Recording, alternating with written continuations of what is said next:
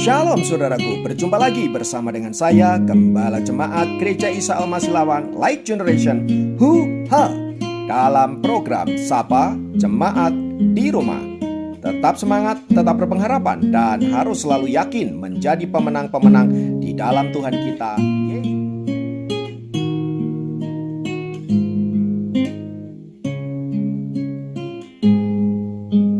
Selamat pagi Bapa, selamat pagi Yesus, selamat pagi Roh Kudus.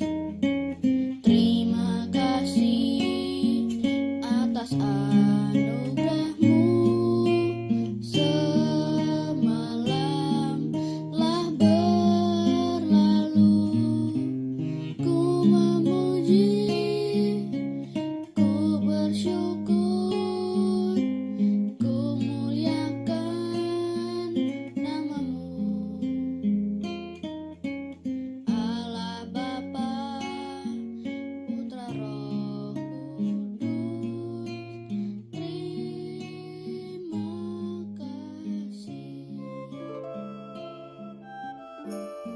Firman Tuhan, kali ini kita masih tetap belajar dari kitab Yosua. Secara khusus kita akan membaca di pasal yang ke-7 ayat 1 sampai ayat yang ke-26.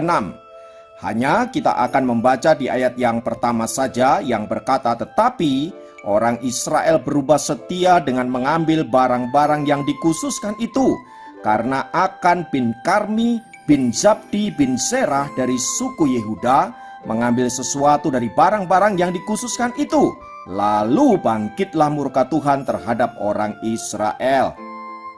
Nah, saudaraku, kali ini kita akan berbicara tentang godaan kesuksesan.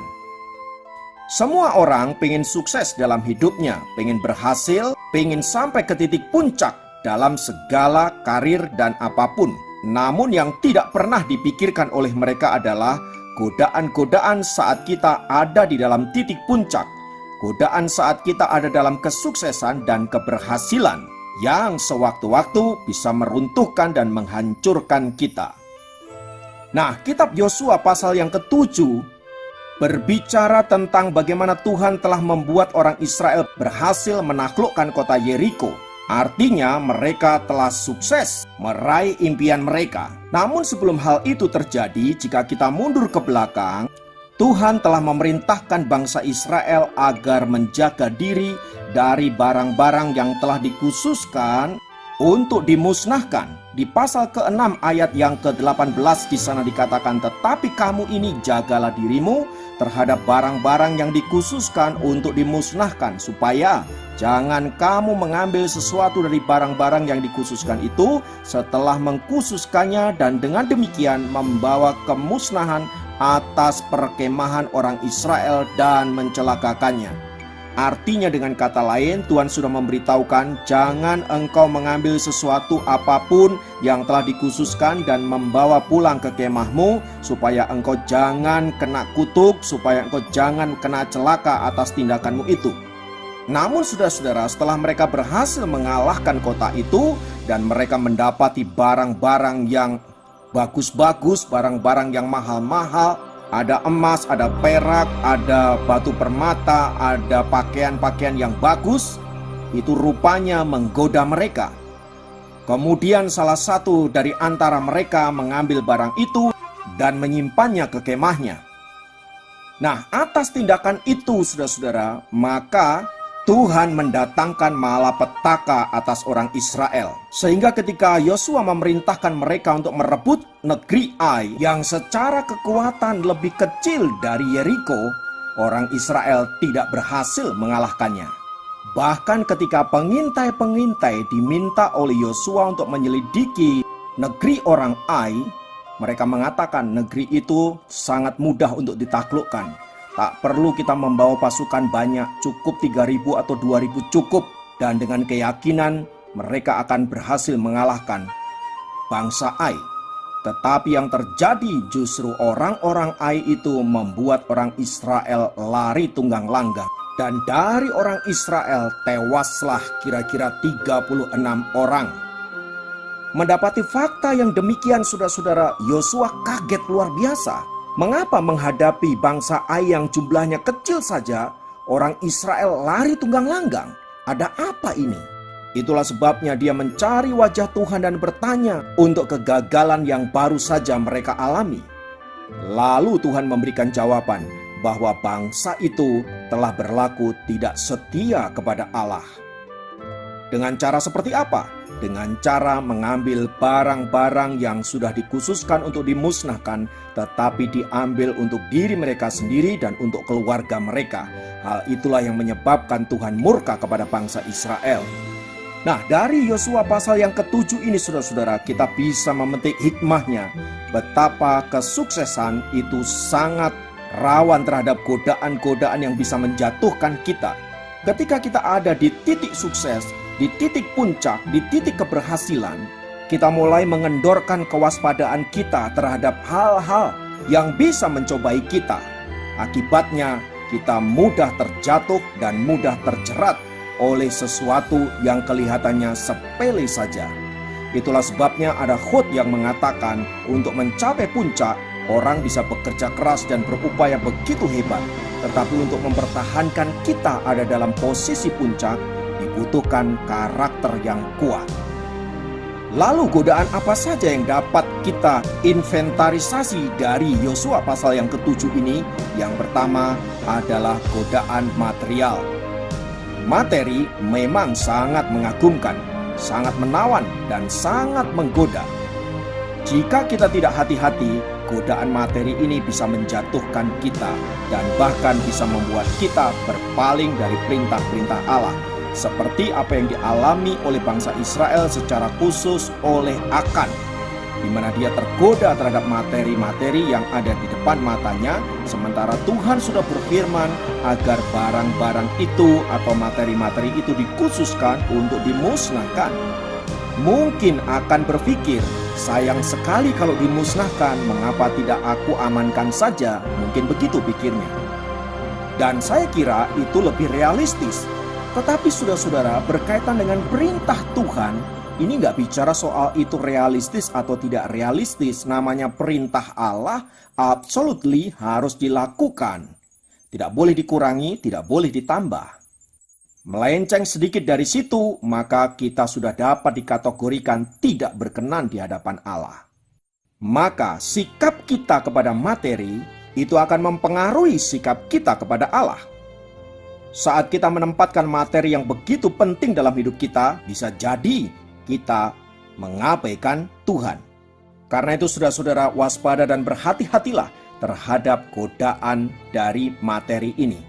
Yang kedua, godaan kesuksesan adalah keegoisan. Saat kita menjadi sukses, saat kita diberkati secara luar biasa, tak jarang kita semakin menjadi egois dengan ingin memiliki semua yang diberikan kepada kita.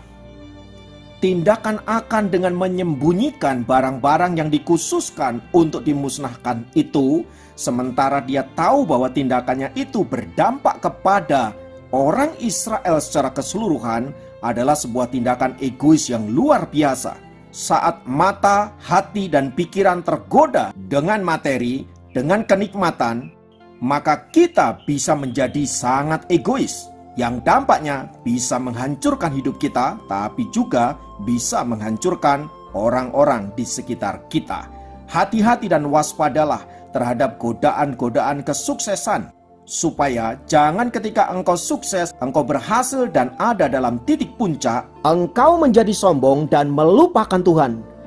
Tetapi sebaliknya, engkau tetap hidup di dalam kerendahan hati, hidup di dalam on the track-nya Tuhan, yang senantiasa memuliakan Allah, supaya dengan begitu engkau berkenan senantiasa di hadapan Allah yang maha tinggi. Haleluya. Biarlah firman Tuhan ini senantiasa mengingatkan kita untuk kita berhati-hati dan berwaspada terhadap segala sesuatu yang bisa saja menggoda hidup kita untuk kita tidak taat kepada Allah. Kiranya Tuhan memberkati Anda dimanapun berada. Mari kita berdoa. Tuhan, kiranya Engkau menolong dan menuntun kami untuk kami senantiasa hidup di dalam ketaatan akan kebenaran-Mu.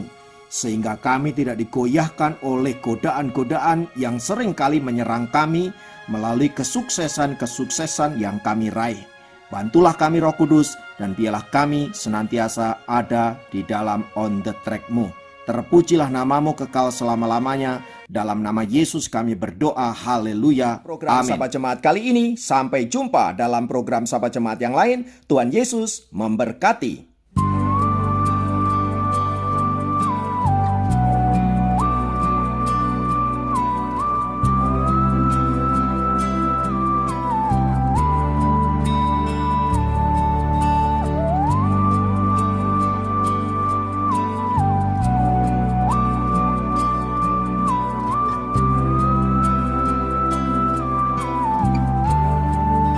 Memandang wajah-Mu, rasakan kasih-Mu,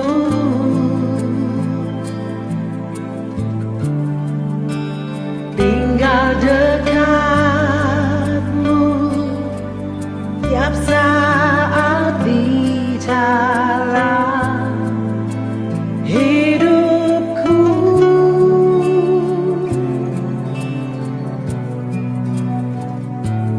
Bapakku yang baik,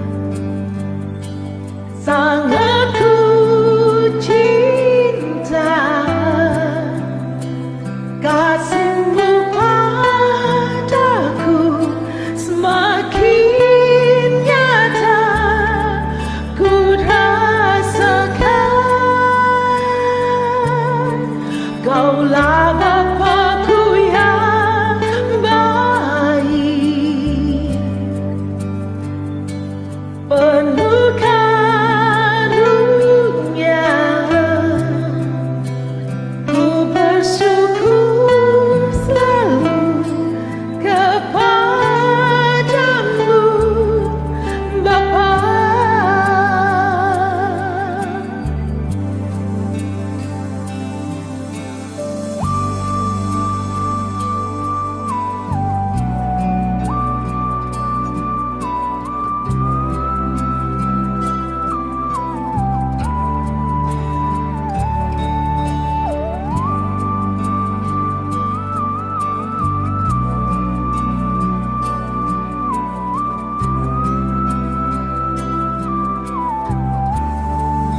Memandang wajah-Mu, rasakan kasih-Mu,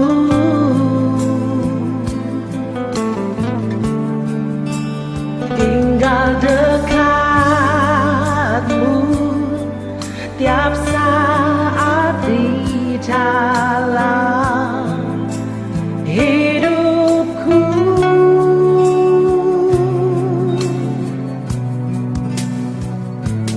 Bapakku yang baik, sangat ku cinta, kasih-Mu padaku semakin nyata ku rasakan. Kaulah Bapakku yang